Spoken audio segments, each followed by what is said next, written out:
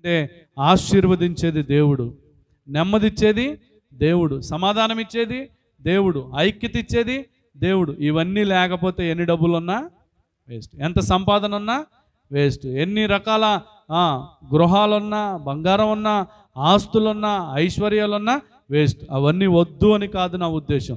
కష్టపడి సంపాదించు, కష్టపడి సంపాదించు, చెమటోడ్చి సంపాదించు. రూపాయి పెట్టుబడి పెట్టి వ్యాపారం చేయి, తప్పేం కాదు.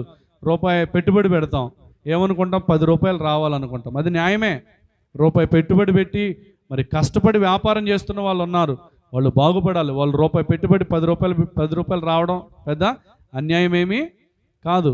వ్యాపారాలు చేయడం కోసం వాళ్ళు రూపాయి పెట్టుబడి పెడతా ఉన్నారు, వాళ్ళు దీవించబడాలి, వాళ్ళు ఆశీర్వదించబడాలి. కానీ అన్యాయంగా పైకి రావద్దు, అక్రమంగా పైకి రావద్దు. అన్యాయపు సొమ్ముతో ప్రియమైన దేవుని బిడ్డలారా యెహోలోక సంబంధించినటువంటి మరి సంతోషకరమైన దినాలు గడపాలని కానీ మనం కోరుకున్నట్లయితే ప్రియమైన దేవుని బిడ్డలారా పరమందున్నటువంటి నిత్య జీవాన్ని మనం కోల్పోతాం. చెప్పండి.